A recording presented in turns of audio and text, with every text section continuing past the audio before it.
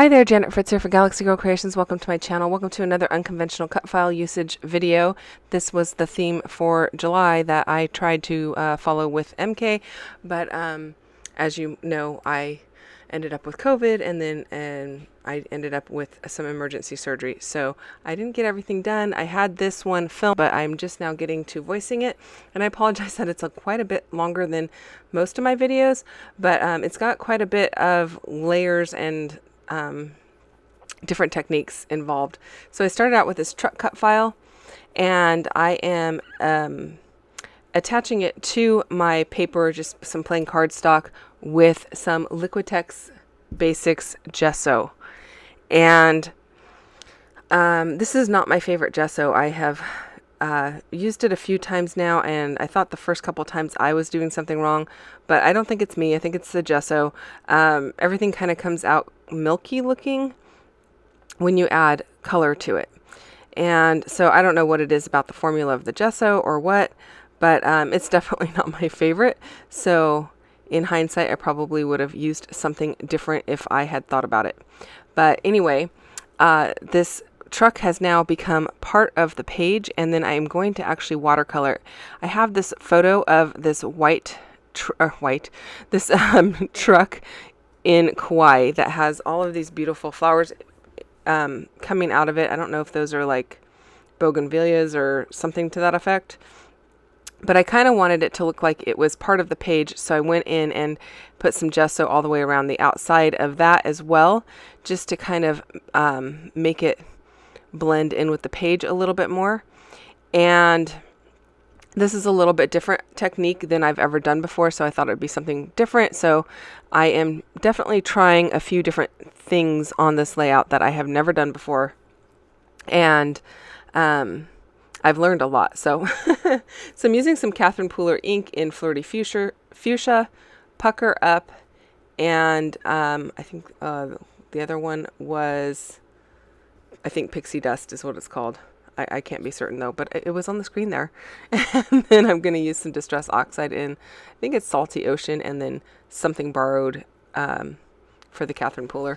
And I'll put lists for those down below if you are interested. I did start out by watercoloring everything. I wanted those flowers to just mimic the flowers in the truck. The truck's going to be blue, just like the photo. So I'm just kind of mimicking everything. I am adding a little bit of water here and there, those to my inks, and just using them as though they are a liquid watercolor. And I think that's a really great technique to use, especially if you don't want to invest in watercolors and you've already got inks.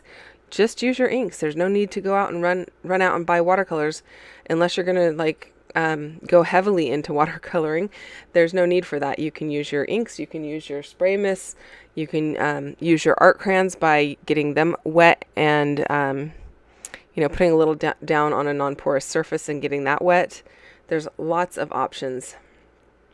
So as you can see here, they kind of turned this weird, not murky, but very milky kind of a color, and it doesn't really give a really great look. So those are going to all get covered up at some point here, but I'm still just kind of playing with it, trying to figure out exactly what I want to do.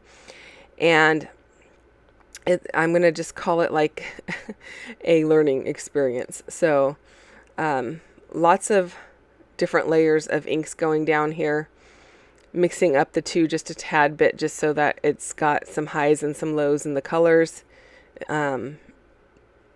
Especially since I'm not using watercolor paper, and with the gesso, all of the water kind of just sits on top. So if you blotch it up with the with my towel there, it's going to pull that watercolor right off the page, and then it's going to go back to being somewhat white. As you can see, it lifts the pigment. So it does give you a lot of time to play around with the look, but it is also a little bit more difficult because as soon as you get it wet again, it reactivates the color, and you can just, it's forgiving in some ways of thinking about that, but it is also like, oh, I got the color just right, but now I just like dripped a little water or something and I got to wipe it up, and now it's going to create a ring or something, but if I go ahead and wipe it up, it's going to create a white spot. So yeah, it's one of those things you kind of have to play with, and I think it just takes a lot of practice in figuring out how you work best with watercolor. I think the other option would have been to just glue this cut file down to some watercolor paper and use it as though it was a watercolor. But I didn't do that because, well, first of all, my watercolor paper is not true white. It is creamy, like a watercolor paper normally is. And I wanted this cut file to kind of just blend right in. Now, having said that, the cut file is covered with paint now, so I guess it wouldn't really have mattered. So anyway, trying something new, and you just never know how it's going to come out. So the leaves look okay to me, but the flowers, they look terrible. I'm really just not happy with them. So I decided to try another technique. I'm going to go ahead and do the wheels. I end up also pulling out my that I'm using right there is just black soot distress ink, not oxide, just regular old distress ink. You can see it sitting on the table there. The other thing I pulled out was my Gonzai Tombi Watercolors, and I do have some metallics in that. So I used like a silver metallic for the hubcaps. And then I decided to try something different here. I pulled out one of these, it's an eraser. You can see it in my left hand there. It's an eraser that has like, you can push it up, but it's the white eraser. And what I'm doing is I'm just tapping it into the ink, and I am kind of blotting it down and seeing if that gives me a better texture. I like the texture over the photo, and I'm going to end up leaving it that way. I do it over pretty much everything again, and I end up leaving it that way, except at the very end, I'm going to go back in and kind of remove that texture from the truck by reactivating everything one more time with water, because I don't really like it on the truck. It makes the truck look really kind of pockmarked, I guess. But I like how it looks on the flowers because it gives it some texture, and it actually really picked up the raised bits of the cut file, whereas right now they just look like big splotches. The purple ones right in the very center look like you can see the flower, but everything else looks very splotchy. Not splotchy like the blue truck, just like a big purple or pinkish purple splotch. So anyway, I end up doing this through all of it. And I don't make you sit through every single bit of it, but I did want to show you guys how I added it with the flowers, and it kind of looks better on the flowers than it did to start with, at least in my opinion. Again, I'm going to cover all of those up, so it's not going to be a huge big deal, but I probably would not have covered them up if they came out looking the way I wanted. But you can definitely see the outline of the flowers better now because of the raised surface of the cut file is picking up the pigment that I am kind of dabbing down onto it. So, and then I went straight to the ink pad instead of using some water. Now I am going to just do a really quick watercolor wash on this watercolor paper of, I did some Flirty Fuchsia and some Pucker Up. And so I'm going to do one of each. And that's because this is what I'm going to use to create the flowers in the back of the truck to make them 3D. And so I wanted to use those same colors. And so you basically start with a lot of water in your brush, and you pick up the color, and you're not, to do a true watercolor wash, you're not really supposed to keep dipping in the color, but you're supposed to just keep adding water, and then it like gets lighter and lighter as it goes down for that ombre effect. At least that's what I have been told by a couple of people who are watercolor artists. And so that is what you're supposed to do, but I didn't mind that it's not completely like gradient from top to bottom. I just wanted to get some color down there, and I didn't want it to be really flat like all one color, so I like that it has some color variation in it. Now I'm using a punch. I think the one with the yellow on it, I want to say that's like, I don't know if it's EK Success or whatever. And the other one that I'm using currently in my hand there is from Stampin' Up. And it's just some flowers. And I am using this mouse pad and a stylus, and you just kind of press down in the center of the flower and rub it into a circle, and it will make the flower cupped. That will give you some texture and make it so your flowers are not just flat flowers. And I really like the way that these end up coming out. Then I took my purple blending brush and I just tapped it into the Flirty Fuchsia and rubbed it around a little bit to give the edges of the flower a little bit more of that purple color versus the I guess, pink color. A little more fuchsia, just to give some depth to the flowers and make it look a little different. So there is the truck kind of done with the flowers and the eraser technique with like the stippling type of a look.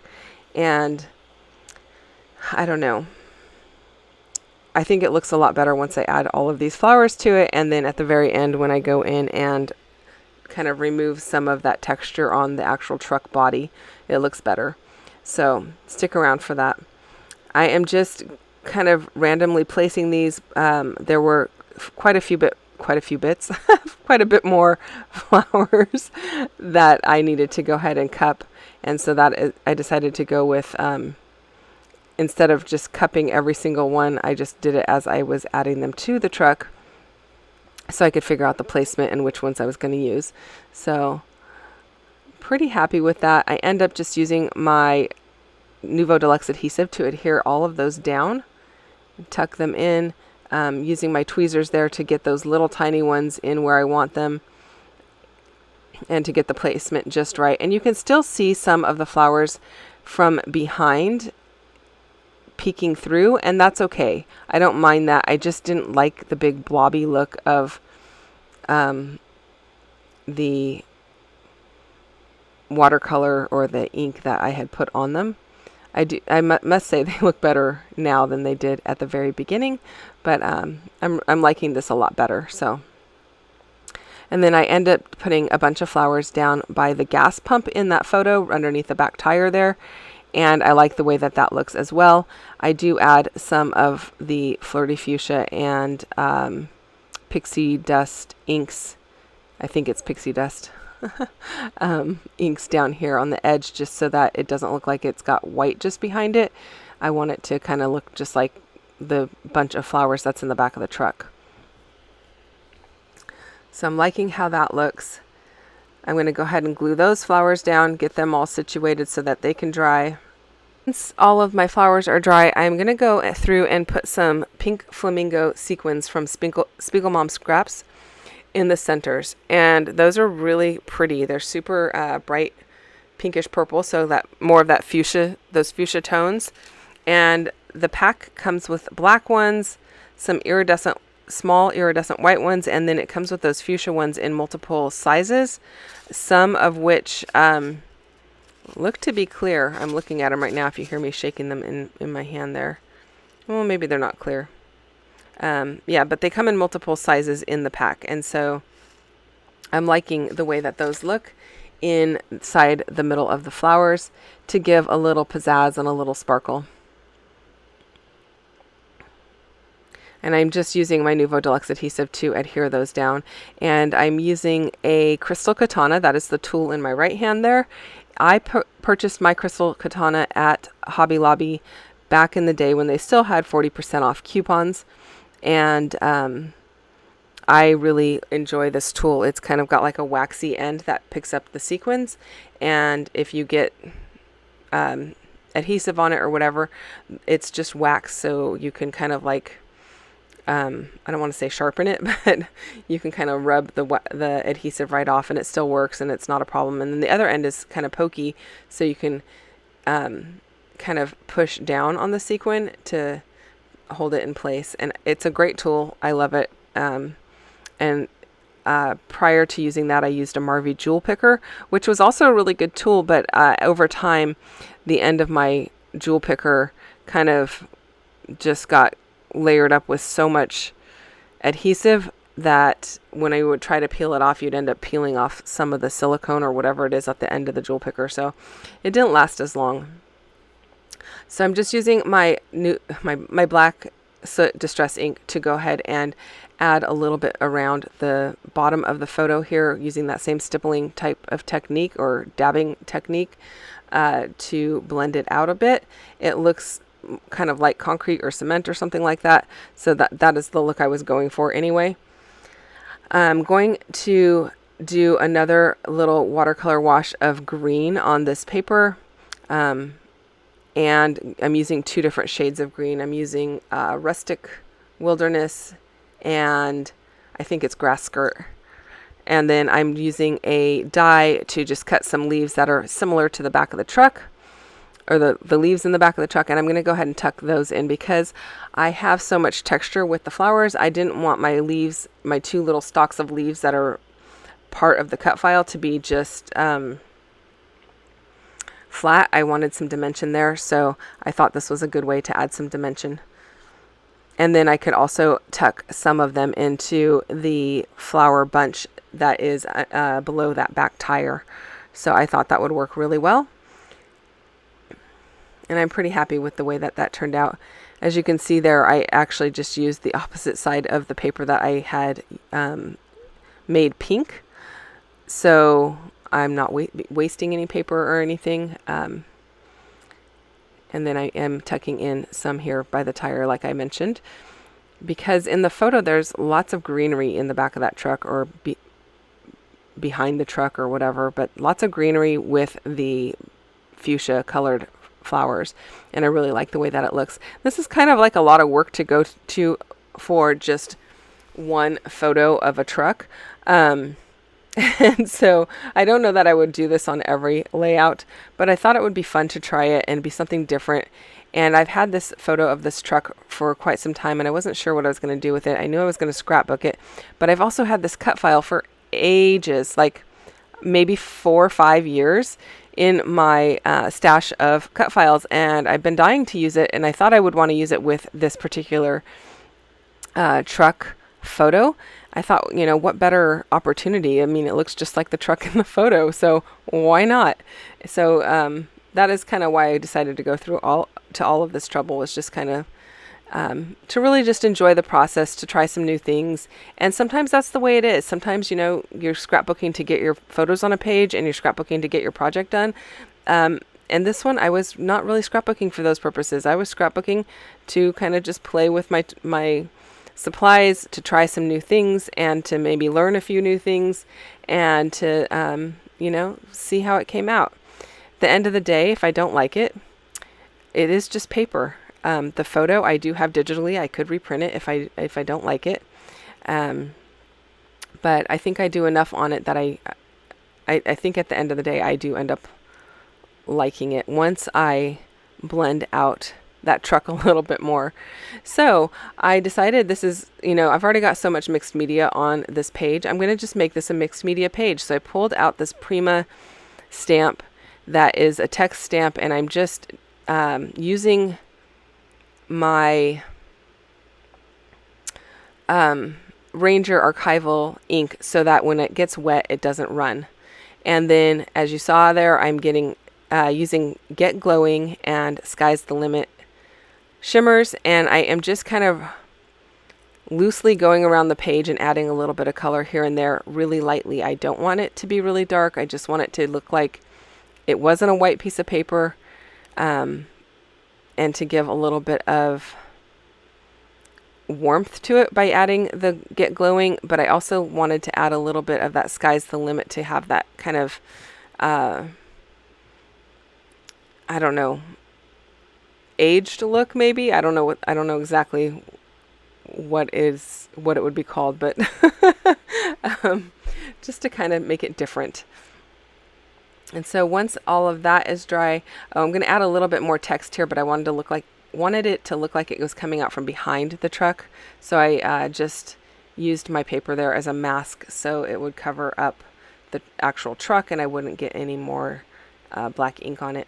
And I pulled out this little tiny stencil. This is from the Summer Journal collection die set from Elizabeth Craft Designs. It came with dies, it came with some stencils, it came with a whole bunch of other stuff. So I'm using that with some paper glaze in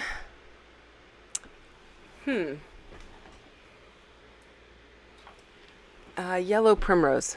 That's the color. So yellow primrose paper glaze, and then I'm using the Flirty Fuchsia to kind of finish off all the way around the outside edges, just to kind of give it a bordered frame and to bring it all together and have a cohesive look. And here is where I go and kind of blend out some of those splotches. And they have been sitting on there for, I don't know, a couple of weeks, because I did this like back, I think I started this before I even had COVID. And then I had COVID, and then I was well for 1 week, and then I had surgery, and I was down for a week. And then I think that's when I ended up deciding to go ahead and take out some of the texture. Now, I don't remove all of the texture at the top of the photo because I don't want to get water on the photo. This particular photo was not printed at home. It was printed at Shutterfly. And so I know if I get water on it, my photo is, you know, going to be ruined. And so I didn't want to take that chance. If I had printed at home and it was on my selfie, it wouldn't matter because it can handle the water and it doesn't hurt it at all. But because this photo is like, it's stuck to this page at this point, like I can't pull it off and I can't replace it with a different photo. And so I didn't want to take that chance. So I just kind of left that texture at the top of the photo. But I like the way that the truck looks a lot better now. So that made me so much happier. So there is my finished layout. Thank you so much for watching. If you have questions or comments, you can leave those down below. I really appreciate your time and that you chose to spend it with me today. I will be back again with another unconventional cut file video for you tomorrow. It will be the last one, and then we're going to move into the Around the World in 30 Days series. I don't know if I'll do all 30 days, but they will be travel themed. I will see you guys soon. Bye-bye.